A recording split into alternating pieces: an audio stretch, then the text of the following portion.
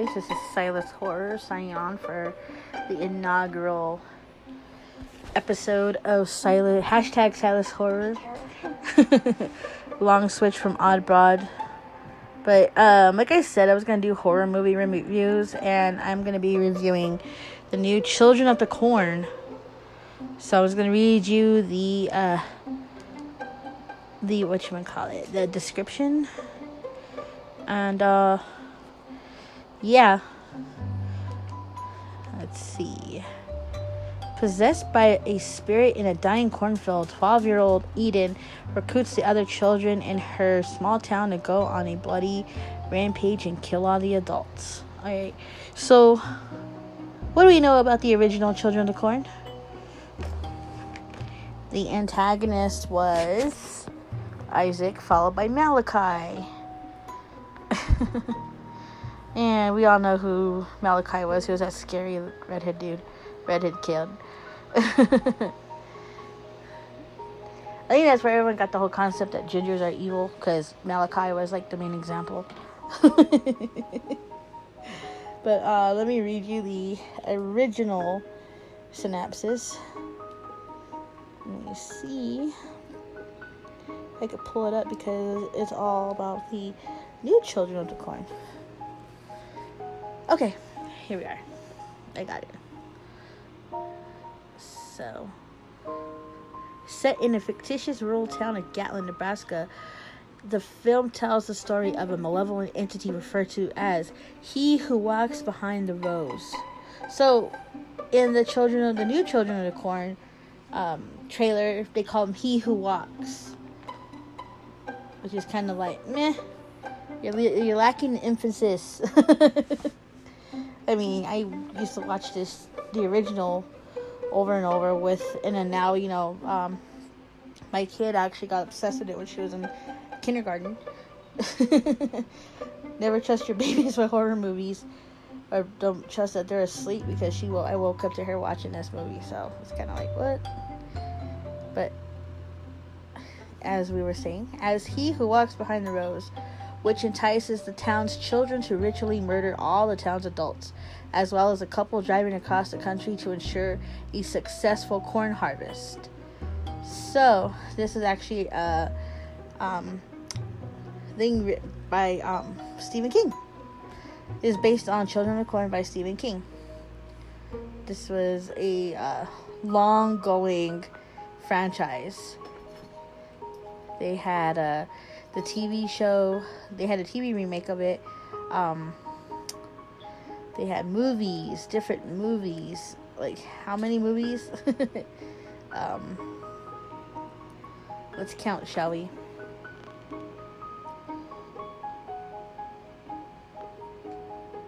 So, hold on. I'm trying to load the page up, and it's giving me a hard time.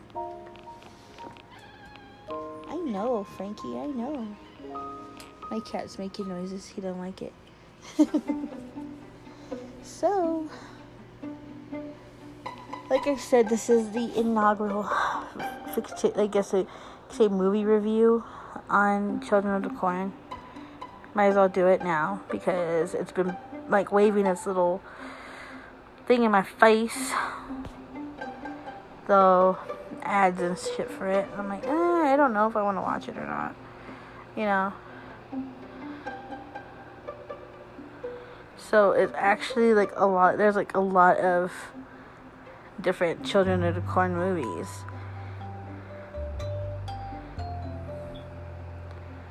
And let me see.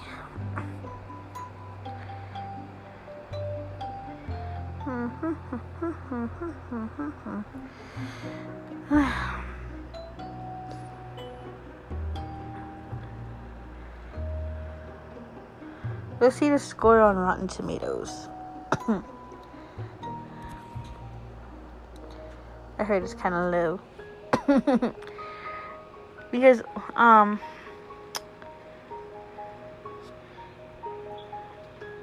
sometimes people should not remake movies that they have no business remaking.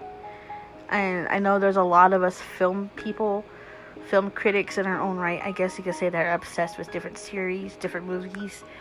And they don't feel great about the remakes Like, I know they're remaking The Crow, and it's set to release, I think, this year. So I'm going to see how that is. And I don't know, because there can only be one Eric Draven, and that was Brandon Lee, in my opinion. I know they were saying that everyone was up for a reboot, and they had different people doing the reboot. Like, for the original Crow, the first Crow with Eric Draven, they had Jason Momoa, they had some other guy, I forgot his name. Yeah, so did a one with Jason Momoa. Yeah, they actually did show the screenshots of the screen test for Jason Momoa painted up as Eric Draven, and it did not fit the vibe at all. So it's like, alright, here is the score. On the tomato meter, it's 12%. Audience score, 38%. Fewer than 50 verified readings. So, let me see.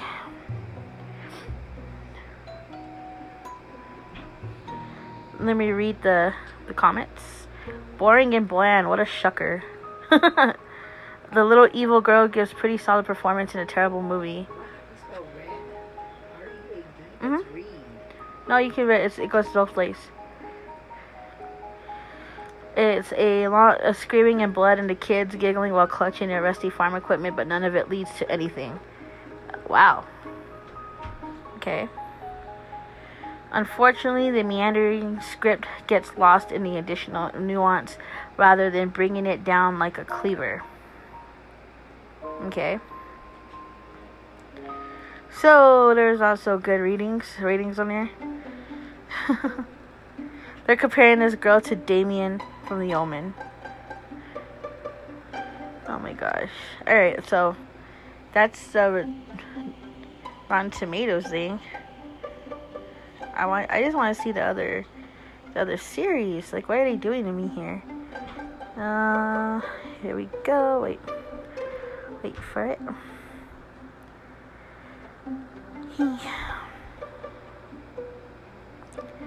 So there's actually a whole list of how they're ranked as well. I'm trying to read up on this and all this good stuff before I even watch it. Every Children of the Corn movie ranked, and this is on movieweb.com. So it has a franchise of 11 films, and this is actually derived from a short story from horror author Stephen King. And he does one hell of a job writing some horror books, because fucking it is pretty scary. I have It, Carrie. I think I have Thinner. I have some other books that he has written. And I actually like the way he writes is pretty cool. Dark, Ominous. Misery was one hell of a one.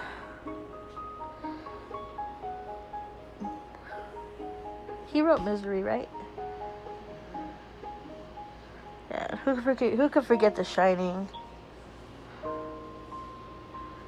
Shining was pretty crazy. My kiddo, who was 9 at the time, begged to watch The Shining, and she sat through the whole thing. Told me to pause it when she had to go bathroom, but yeah. Alright, so here we go. The list is loading. So let me read you the little descriptions they have for everything. Why is it not loading? Talking about the first one, about the first couple subplots, where the cult practices ritualistic killings in order to have a healthy crop, and they worship a deity known as He Who Walks Behind the Rose. As you're gonna see, the antagonist was Isaac, and then he was in a different one too. They brought him back for how many movies, which was kind of funny and sad at the same time. So, let me see.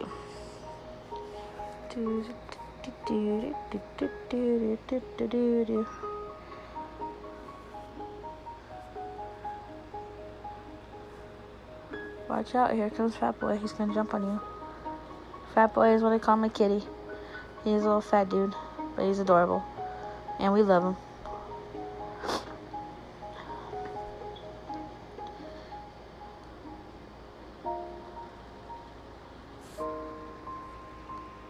Alright, here we go. So you got the first Children of the Corn, which was in 80-something, popped up. And then you have the sequels. Ranked at number 11, Children of the Corn Revelation, the 2001 direct-to-video franchise. Children of the Corn Revelation was one of the weakest in the series, even with the interesting storyline. It follows a young woman named Jamie who travels to Omaha in search of her missing grandmother. Yet she finds a nearly abandoned apartment building with creepy children roaming the halls and the town with people who don't seem to answer her questions. Eventually, she learns her grandmother was part of a religious cult as a child and is one of the survivors after a mass suicide. This leaves Jamie struggling to escape the terrifying apartment building and its dark forces. Huh. Okay, was she part of the Corn cult? So, that was ranked at 11. I mean, storyline foot looks okay. I mean, kind of, sort of. Let's see. Children of the Corn 5. Fields of Terror. Another low ranking installment is the 5th entry of the series, released directly to video in 98. This film follows a group of college friends on a road trip to Los Angeles. After getting lost in a rural area, their vehicle is destroyed by the evil children working under the cult leader Ezekiel. The story goes on to uncover the unusual tropes of the franchise, which characters are trying to escape the town, and its secrets about its history being revealed. So we already know that it's pretty much same basis. The only thing is that it was known for being Eva Mendes's first feature film. And she was a teenager at that time, and this is her teen slasher movie. I mean, I think most of the teeny boppers and the generations all start out in horror movies. I mean, look at Johnny Depp in Nightmare on Elm Street. Yeah, Glenn. The cheesy dialogue and confusing plot are made worse by how it lacks character development. I mean, not to be a spoiler sport, but Eva Mendes fucking plunging backwards into the fire is pretty much the big kaboom. Ranked at number 9 is the new Children of the Corn. It had a limited release in 2020 before the short theatrical run and on-demand availability in March 2023. This steps far from the traditional characters of Isaac and Malachi, introducing a new group of killer kids. And the protagonists, aka the heroes, are a bunch of high school kids. Huh. Half reboot, half prequel. Okay. Number 8, Children of the Corn, Genesis. So, keeping with the theme of the straight-to-video releases, it follows a typical trope of a young couple, Tim and Allie, becoming stranded after their car breaks down, and the two take shelter with the man only known as Preacher and his wife until the tow truck can pick them up. With a strict warning not to wander too far from the house, of course, Allie is drawn from the house after hearing a child crying from the barn, leading them on the race for survival against the twisted inhabitants of the area. So this is the 9th installment. I think they said Isaac was in this one, but he was all like old and shriveled up like a little California raisin, so I don't know. We see. Okay. Ranking at number 7, Children of the Corn, Runaway. Released in 2018, Children of the Corn, Runaway is one of the lesser known entries in the series. This story follows a young pregnant woman named Ruth, who is trying to live her life in hiding after escaping from an evil cult. Although she manages to stay out of sight for over a decade, the menacing forces from her past catch up to her and her son. This leaves her to no choice but to either keep running or face the horrors of the murderous children head on. This is one of the slower entries in the franchise, but it makes up for it with its impressive amount of bloodshed, something many of the sequels lack. The story of this installment also seems to try and break down the classic elements of the original, connecting the characters to Children of the Corn 2, The Final Sacrifice. Who's that other guy? Do you remember the other dude on Children of the Corn 2? Wasn't his name Tobias or something like that? The dark-haired kid. Huh. I'm trying to remember. Maybe I should watch all the Children of the Corn to see if it's worth it. No.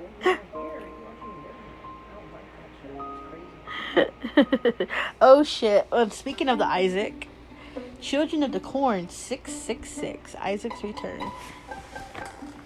The sixth installment of the franchise, Children of the Corn 666, Isaac's Return, is a breath of fresh air after a decade of uninspiring sequels. So, I'm just gonna say it. And you start trying to remake a movie and you fuck up the formula, it's gonna stay fucked up no matter how much you try to remedy it. It doesn't matter. You could do 1 billion Halloweens and it's still the same. You could do 1 billion Hellraisers, they're still the same. Except for the new one that's on Hulu. I mean, the Hell Priest in this one, freaking, oh god, the female Pinhead, she's awesome. Gotta give it up to her. But Riley, as a character, I did not like. She pissed me off a lot in the whole movie. So, yeah. I know everyone has their opinion, and that one's mine. Riley sucks. Let's see. You could do 1 billion different movie franchises and keep repeating the same formula. It's either going to turn out good or bad, depending on how you fix it and how you put it together in general. I mean, look at The Exorcist. They should have just left 2 and 3 out. There was no unnecessary meaning for 2 and 3. The Exorcist was pretty much a masterpiece in its own right. It's terrifying, it begrudges innocence, all this shit, right? And then now they have a new one coming out, and I think I'm gonna go see that one and review this one. But seeing the previews, that shit kind of scared me, gave me the chills, so I think it's worth it. And I'm watching that shit in the theater. Okay, so back to the descriptions. Oh no, my TV turned off because it's on sleep. Okay, so continuing on, as the sixth entry of the franchise is a fresh breath of air. Breath of fresh air. I can't talk right, guys. Pardon me. After a decade of uninspiring sequels, in this sequel, Hannah visits the town of Gatlin in search of her mother, and the true Children of the Corn fashion ends up in a car crash that leads her to find answers about the sinister cult. One of the greatest elements of the movie is the return of Isaac, played by John Franklin, who was the key piece to the original classic. So this is the original Isaac, my fellow horror enthusiasts, my boys and girls, my kitties. This,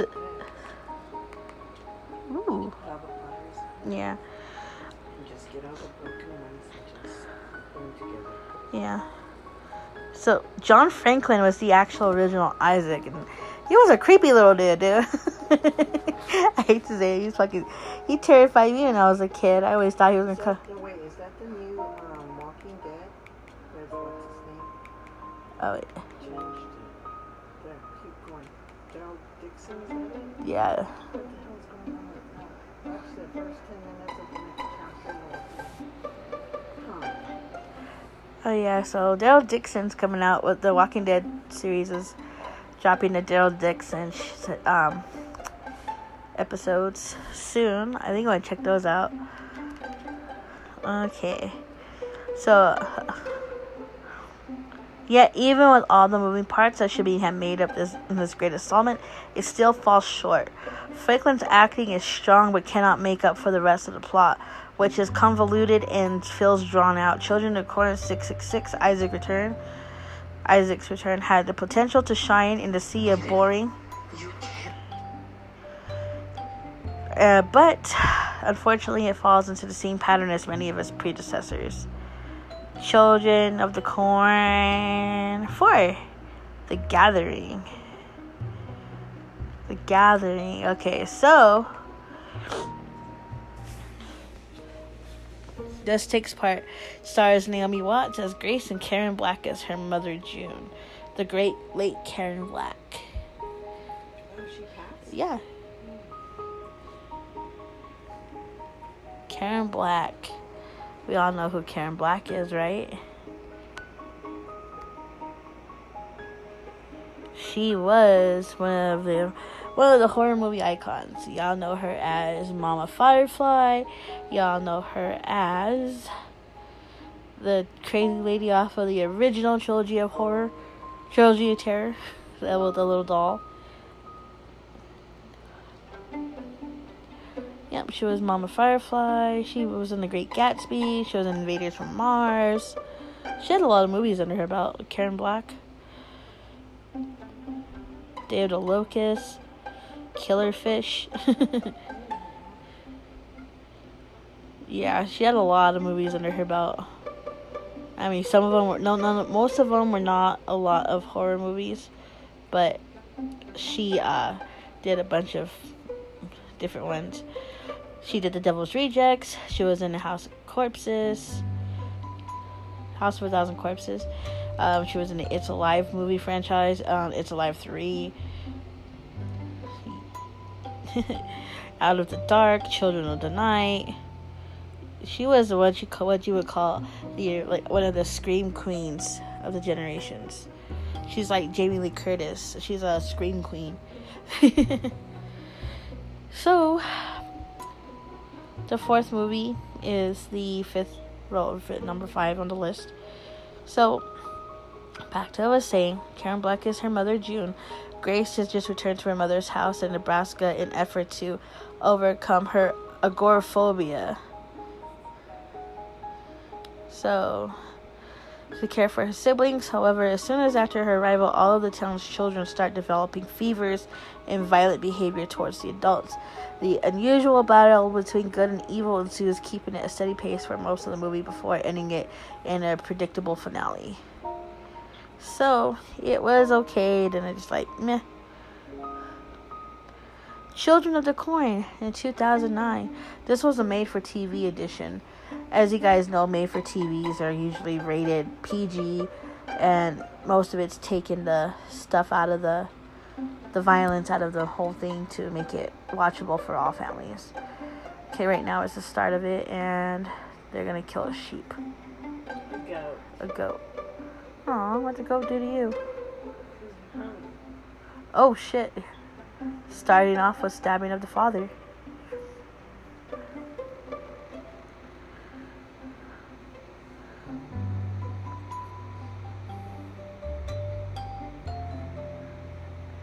Alright, so I just pushed play on this thing.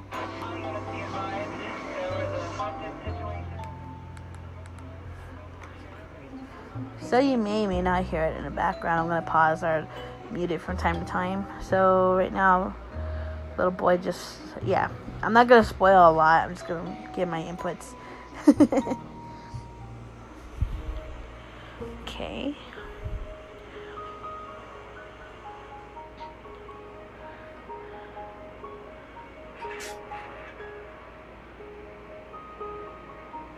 Ominously looking. Holy shit.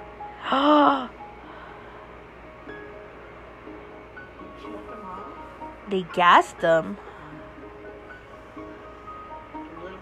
Yeah. Alright. Okay, so this version of Children of the Corn had a lot of mixed reviews, saying it was like a disdain for a lot of scares. it just lacked the luster of the true horror.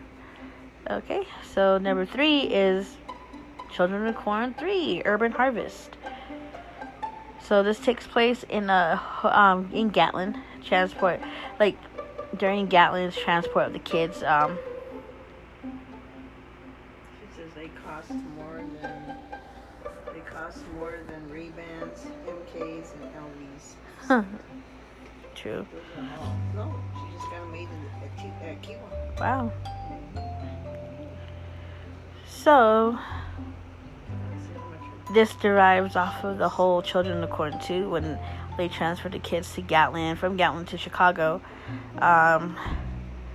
It starts off with 2 brothers, Eli and Jonathan, who are removed from Nebraska and put into after their father's death and put into the foster care system.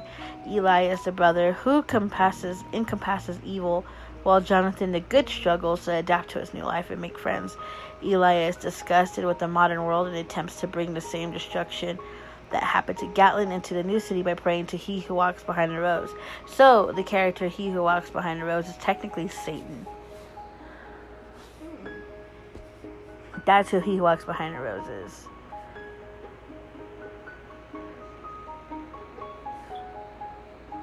I don't think people kind of like comprehend that. Okay, so that was the third of the list. Number 2, The Final Sacrifice, is the second installment of the Children of the Corn. This happens in Gatlin, and this reporter comes in and tries to see what's going on. So, yeah, He Who Walks Behind the Rose continues to ravage the young minds of Gatlin, and in the form of, I think his name was Tobias.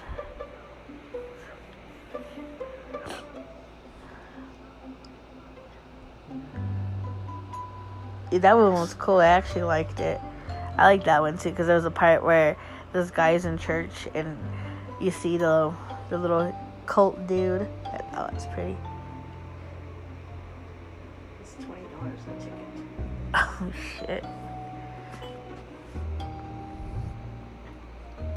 And in this scene there's a dude wearing glasses and he looks kind of like just jacked or whatever.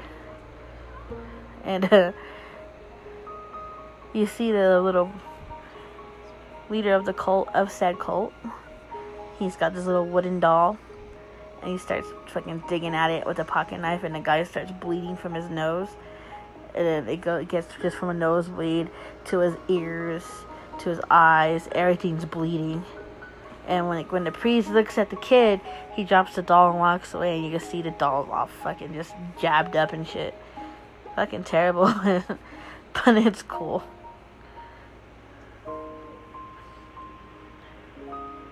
Yeah, so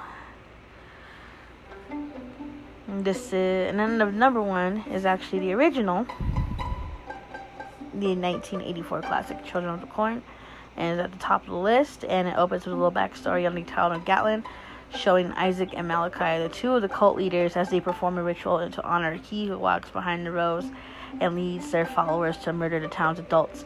Then it picks up a few later as Bert and Vicky are traveling through on their way to Seattle. A standard story ensues, and the 2 hitting a young boy running out from the corn, only to discover his throat had been slashed before the accident.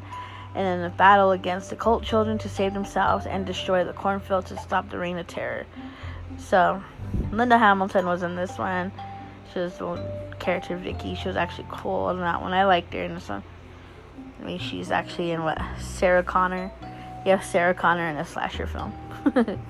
And she's supposed to be filming bits and pieces in Stranger Things, the final season.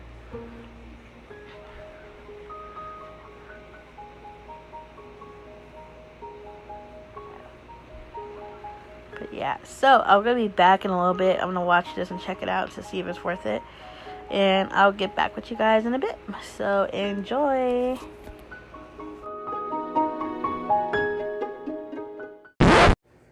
Correction. The kid's name was Micah in the movie. I totally fucked it up. Children of the Corn 2, Final Sacrifice. I meant to say his name was Micah. I could have sworn it was Tobias or some shit. I don't know. Because I remember I was like 5 or 6 and I was like, I like his hair. He's pretty. I was watching this shit when I was like 6. That should explain a lot, but yeah. So, yep.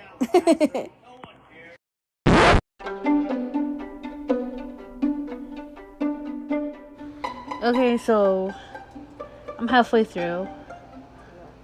It's making this movie's making me laugh more than it's terrifying me.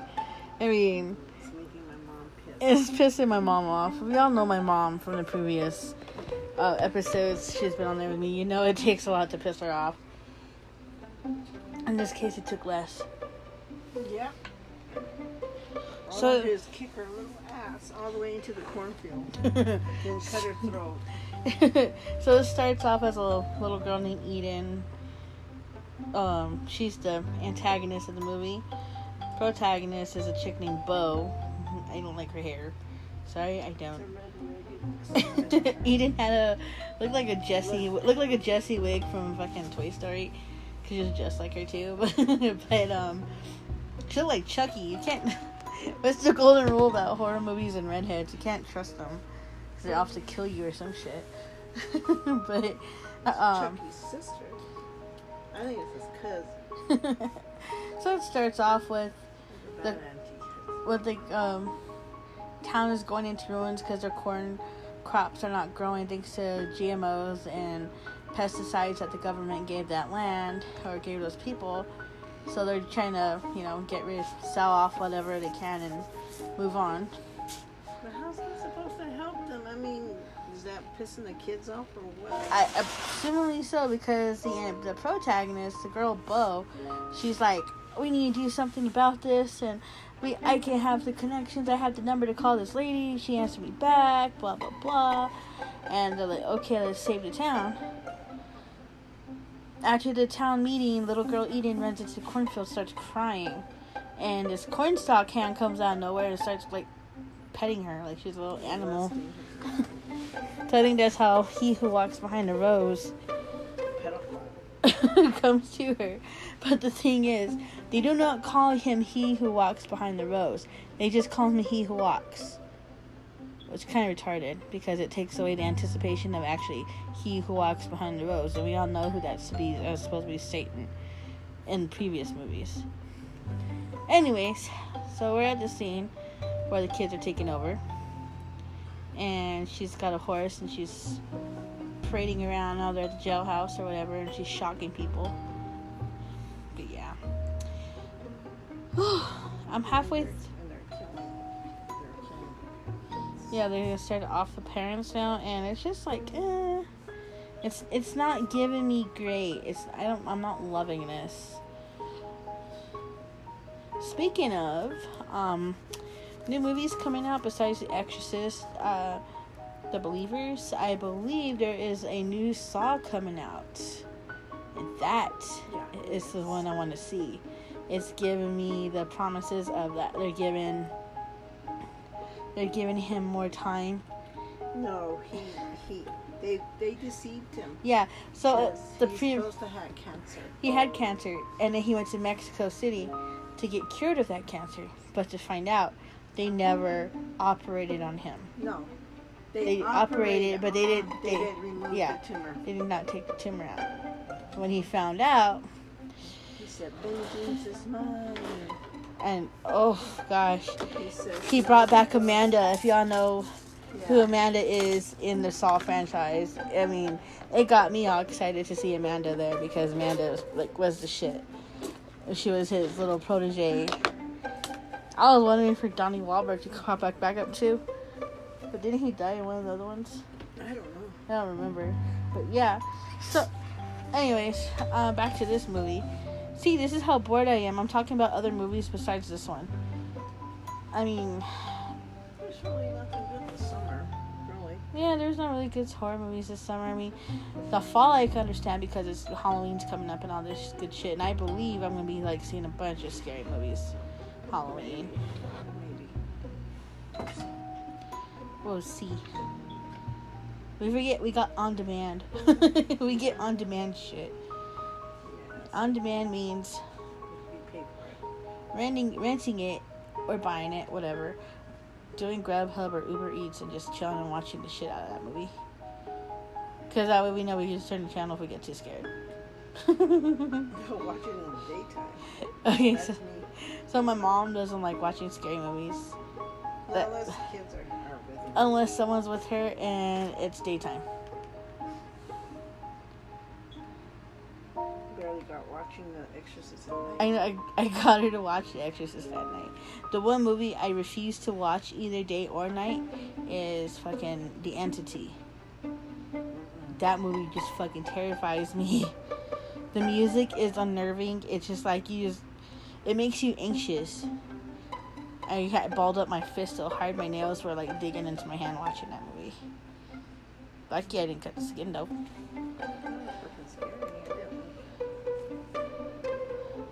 And I hadn't seen that since Jolene showed it to us. Yeah. I mean, seeing that for the first time when I was like, I think 10 or 11 kind of like scarred me. Yeah, it scarred me. And if you know what the entity is, it's just check it out. just look it up or find the movie, rent it, watch it.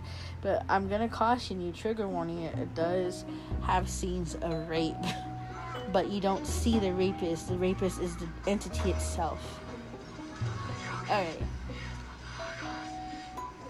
So I'm gonna go back to this movie and watch the rest of it and then give you guys my ending opinions on this. So yeah, stay tuned.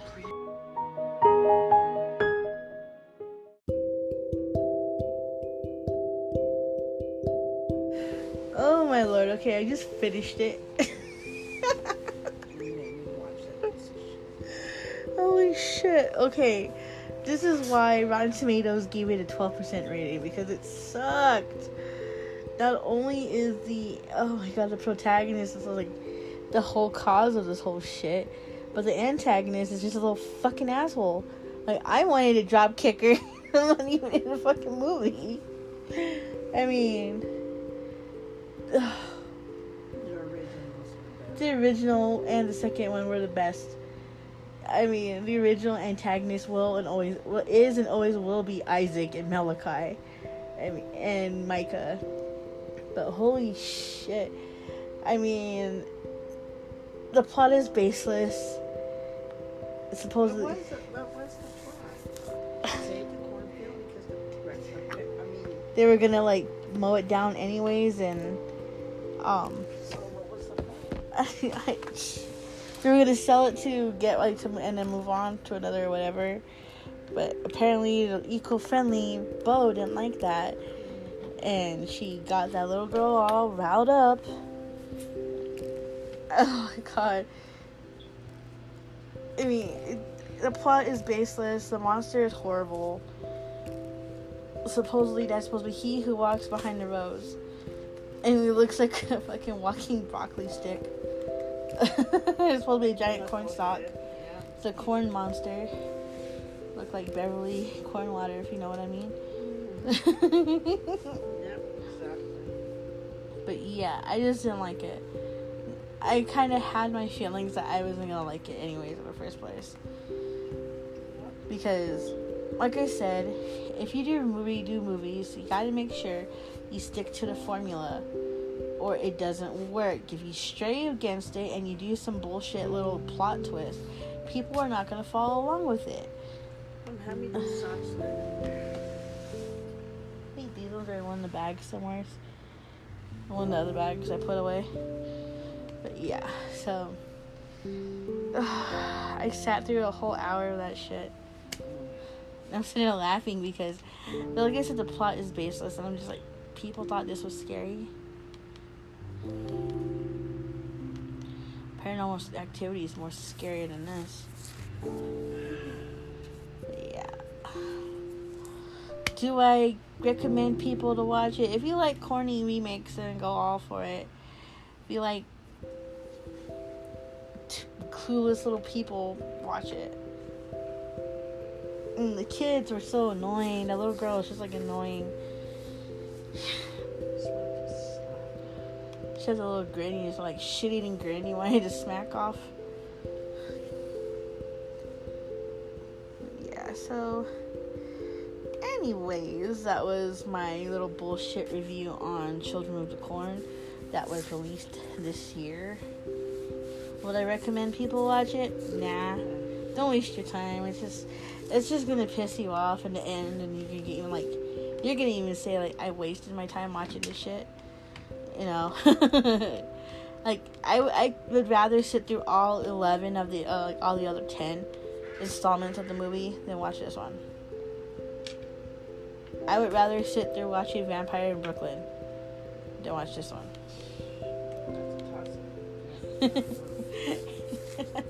So, yeah, this is the first of my horror movie reviews, I guess I want to call it. But yeah, tune in probably next Saturday. I'm gonna be reviewing some other movies. Don't know yet, but don't know what movie yet. But yeah. Saturday, he ain't gonna be here. Duh.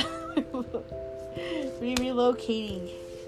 We're relocating in a new place, new thing. Well, not new place, but you know what I mean. I'm going back to the city. So, you'll be hearing my shenanigans elsewhere. I'm gonna try to get some other stuff going too. Like my review on it on my Instagram, which is at Silas Horror, or my Twitter at Silas Horror.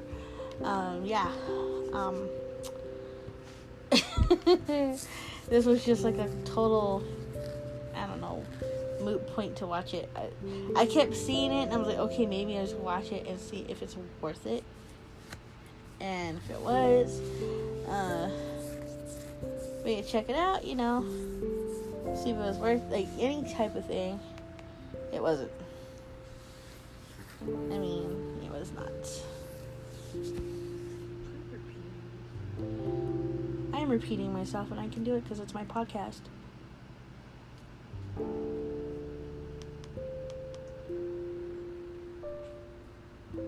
So, my little boys and girls, my boys and ghouls. Yeah, tune in next time. I'm gonna figure out what other movie to watch. Yeah. This has been Silas Horror, and you heard my review on Children of the Corn, and my little oopsie when I mistakenly named Micah Tobias. Oh god. The corn monster was so freaking stupid. It's like, you ever see that episode of Powerpuff Girls when the alien broccoli are coming to, like, attack the city of Townsville? That's what it looked like to me. Oh man. Alright, you got my socials, and I shall see you next time. Bye.